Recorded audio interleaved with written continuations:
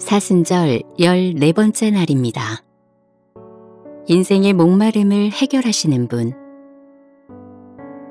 예수께서 대답하여 이르시되 이 물을 마시는 자마다 다시 목마르려니와 내가 주는 물을 마시는 자는 영원히 목마르지 아니하리니 내가 주는 물은 그 속에서 영생하도록 솟아나는 샘물이 되리라. 요한복음 4장 13절에서 14절. 예루살렘에 머물던 예수님과 제자들이 다시 갈릴리로 출발합니다. 이 당시 예루살렘에서 갈릴리로 가는 방법에는 크게 두 가지가 있었습니다. 예루살렘에서 사마리아를 거쳐서 갈릴리로 가는 최단 거리에 길이 있었고, 사마리아를 무시하고 요단강을 건너서 돌아가는 길이 있었습니다. 효율성으로만 생각하면 당연히 사마리아를 거치는 게 맞지만 대다수 유대인은 요단강 건너편으로 돌아가는 길을 선택합니다. 그 이유는 사마리아에서 북이스라엘과 이방인 간의 혼합 결혼이 이루어졌고, 정통 유대인들에 의해 사마리아인은 유대인도 이방인도 아닌 혼혈적으로 여겨졌기 때문입니다. 그런데 예수님은 굳이 사마리아를 통과하는 길로 갑니다. 제자들은 속으로 많이 불쾌했지만 선생님이 그러시니 따라갈 수밖에 없었습니다. 그렇게 걷다 보니 어느덧 낮 12시가 됩니다.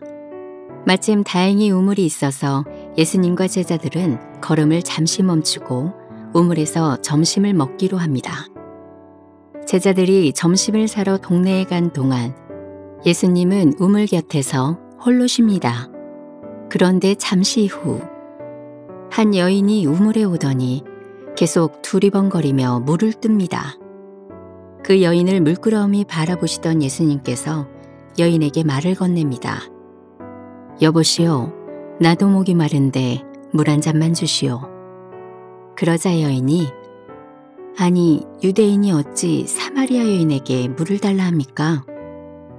그렇게 예수님을 경계하면서 뒤로 슬금슬금 물러납니다. 하지만 예수님은 여인과의 대화를 포기하지 않으려고 합니다. 나와 함께 한다면 당신에게 영원히 목마르지 않는 물을 줄 것이요. 여인은 예수님을 경계하는데 예수님은 왜 여인을 포기하지 않는 걸까요? 바로 여인의 안타까운 상황과 마음의 상태를 아셨기 때문입니다. 이 여인은 결혼을 5번 실패하고 지금은 또 다른 남자와 동거 중이었습니다. 그러나 여인에게 더 큰 문제가 따로 있다는 것을 예수님은 알고 계셨습니다. 여인에겐 그 누구도 해결해 줄 수 없는 인생의 깊은 목마름이 있었습니다. 그것은 참된 구원자를 만나 그를 경배하고 예배하는 것을 통해서만 해결받을 수 있는 문제임을 예수님은 아셨던 겁니다. 예수님과 대화를 나누던 여인은 결국 이런 고백을 합니다. 주여, 내가 보니 선지자로소이다. 우리 조상들은 이 산에서 예배하였는데 당신들의 말은 예배할 곳이 예루살렘에 있다 하더이다. 여기서부터 여인은 치유되기 시작합니다. 여인의 질문에 예수님이 뭐라고 답하셨습니까? 여자여, 내 말을 믿으라. 이 산에서도 말고 예루살렘에서도 말고 너희가 아버지께 예배할 때가 이르리라. 하나님은 영이시니 예배하는 자가 영과 진리로 예배할지니라. 예배는 장소가 아니라 누구를 어떤 마음으로 경배하느냐가 중요하다는 말씀을 하신 겁니다. 그렇습니다. 우리 인생의 문제를 해결하는 마스터키는 바로 예배에 있습니다. 인생에 목마름이 없는 사람은 단 한 사람도 없습니다. 예배를 통해 하나님을 만나야만 인생의 모든 문제를 해결받을 수 있습니다. 우물가의 여인이 그토록 갈망하던 메시아를 만나 인생의 지독한 갈증을 해결받은 것처럼 말입니다. 이어 무슨 일이 일어났습니까? 예수께서 이르시되 내게 말하는 내가 그라 하시니라. 여자가 물동이를 버려두고 동네로 들어가서 사람들에게 이르되, 예수님은 지금까지 제자들에게 자신이 메시아임을 사람들에게 알리지 말라고 하셨습니다.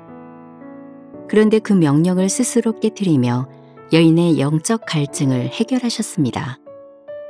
누구보다 여인의 갈망을 깊이 이해하고 치유하시길 원했기 때문입니다.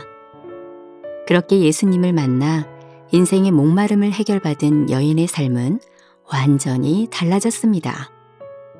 세상과의 단절을 끊어내고 아무런 망설임 없이 세상으로 들어가 주님을 전하는 열정을 갖게 됩니다. 이것이 복음의 힘이자 구원의 능력입니다.